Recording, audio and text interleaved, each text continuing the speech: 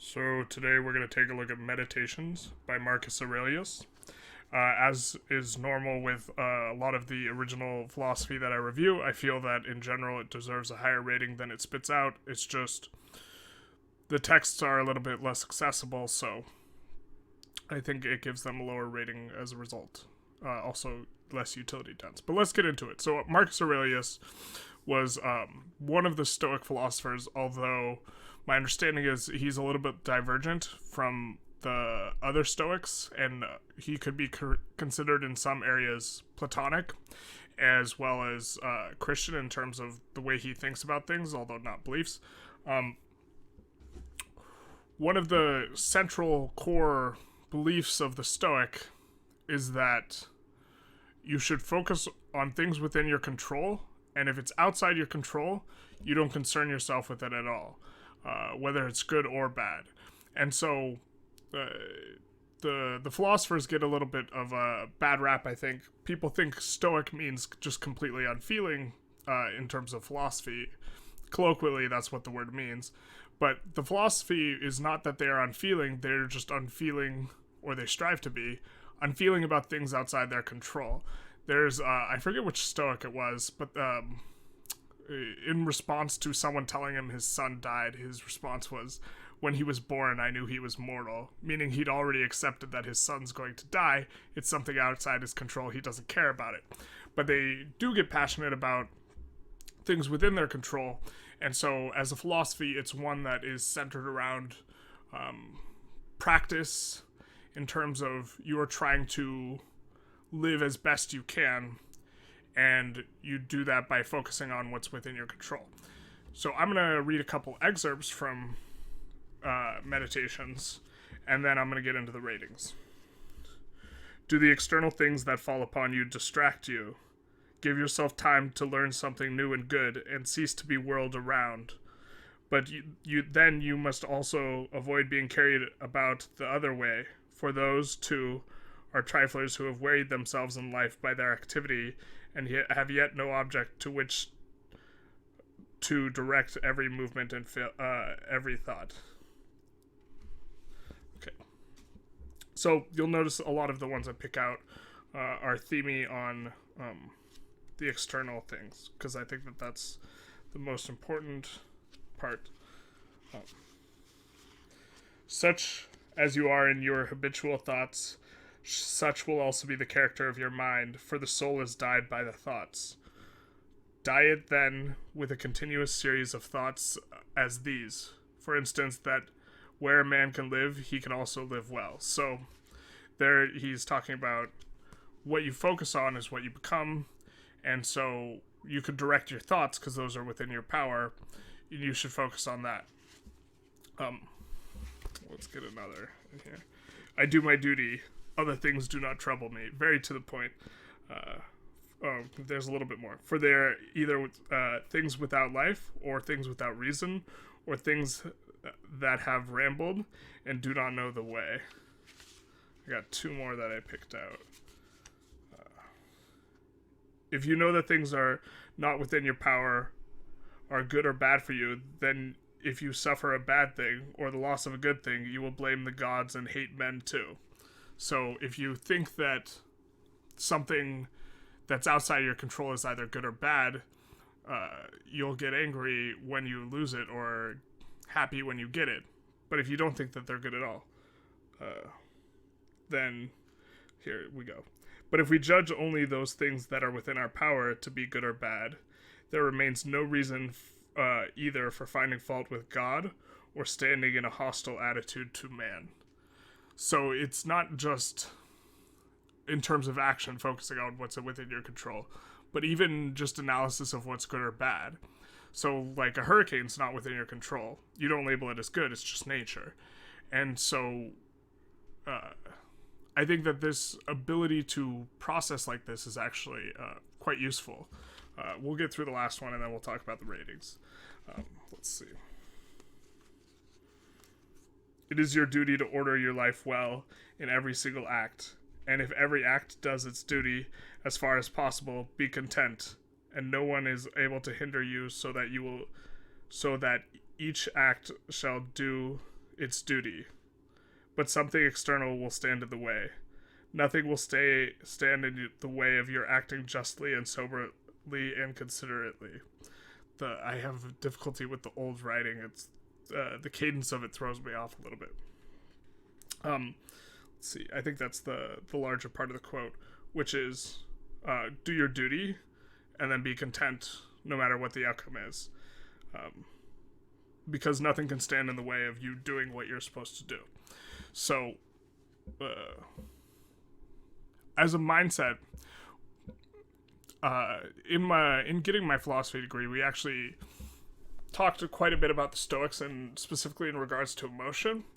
And the conclusion that we drew was actually that the Stoics kind of missed the mark on emotion specifically, because you don't have as much control over your emotion as they thought you did.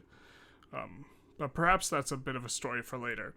But for the most part, I think that the Stoic mindset is a very useful one. So I gave, even though it's perhaps not the easiest way to glean these ideas, I did give the book a utility of 6.5. I think that perhaps in a general sense, if you're looking for a Stoic mindset book, the original Meditations or Marcus Aurelius' Meditations might not be as good as something written more recently that's a bit more accessible. But I think that this is a good book for if you just want to read a short passage and then reflect on it, you know, kind of like a parable, then this book can be useful in that way. For entertainment, I gave it a 4.5. It's not exactly a page turner, but I've had a hard time faulting it a lot because of the type of book it is. It just felt strange. There are some parts that I found very thought-provoking, and insofar as, you know, having your thoughts provoked is entertaining, it's entertaining at times. For interest, I gave it a 7. The degree to which he goes into this, like, Stoic mindset, you know, where thinking back, it's not, I gotta find out who has that quote where when their son dies, they're like, oh, I knew he was mortal. Like, that's the response. But it's really just, whatever it is, if it's not within your control, you don't invest emotional energy in it. And I think that this, it sounds very basic to just explain, but then when you see the logical conclusion of having such an attitude, sometimes it can be very surprising and interesting. And so that's why I gave it a high interest score, because sometimes you're just like, wow, it's so far outside a lot of our realities where, you know, if someone rear ends me, the immediate response someone will give me is, oh, that's terrible, right? But I didn't have anything to do with them rear-ending me, ostensibly. So, for novelty, I gave it a 7.5. I think that the ability to narrow your focus to what's within your control and also take responsibility for your life and to try and do what you think is right, although that's perhaps less of a Stoic tenet and more just Marcus Aurelius. I haven't read other original text Stoics that much that recently.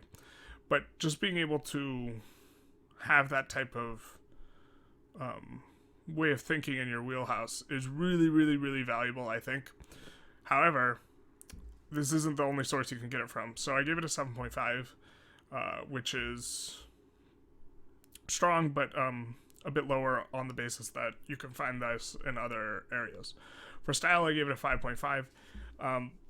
Style was rating it was weird because the writing is the language it's translated from ancient Greek. It reads kind of funny, but it reads in a maybe like parabolic way. It reads in a certain like stylization that to me is like mildly reminiscent of like how the Bible reads or something like that. The flow is often such that he punctuates stuff in interesting ways. to drive his point home. Not in terms of like punctuation, like periods and stuff, but in terms of driving home his ideas. And so, to that degree, I enjoyed it. Stylistically, for readability, I gave it a 4. It's not the easiest read. I always have trouble reading the passages out loud because it's not the way I'm used to talking. And so readability, I gave it a 4. Difficulty, I gave it a 4. It's not that it's the hardest thing to read, but given the simplicity of the ideas, the to the degree which it's difficult it's slightly difficult. So there's that. Let's see. As far as discussion goes, I'm actually looking to read a little bit more Stoic philosophy. I have letters from a Stoic from Seneca, but for discussion, does anyone have any other thinkers that sound like this in terms of focusing on what's within your control, taking responsibility, that type of stuff? And if they have any Stoic stuff specifically that they'd like to recommend, feel free to recommend it. I know that Ryan Holiday has a lot of books out that are kind of stoically minded, and I've been thinking of checking him out, and I might do that.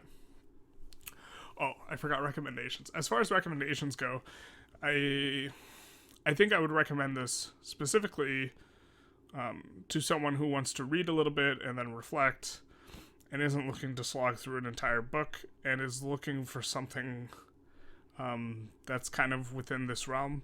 Although I know Ryan Holiday has like a 365 book where it's like 1 page per day of the year, and for Stoicism, that might just be better for that type of recommendation. If people really like reading the original text, maybe read Meditations. But I don't think I would recommend this that wildly, but I do think it's a good book to read. It's just, I think there's a lot of other things you read, perhaps first, if you are interested in Marcus Aurelius and Stoicism. And so it's hard to recommend on that basis unless someone's already got a lot of stuff in that vein, at which point my recommendation is perhaps not very useful to them because they already kind of know where they're going with stuff and they've read about Stoics and such. So I did like it, though. I've actually read it. I can't remember if this is the second or third time, but I've read this book multiple times. So there's that. If you like this video, feel free to give it a like. If you want to see more, subscribe, and have a good day.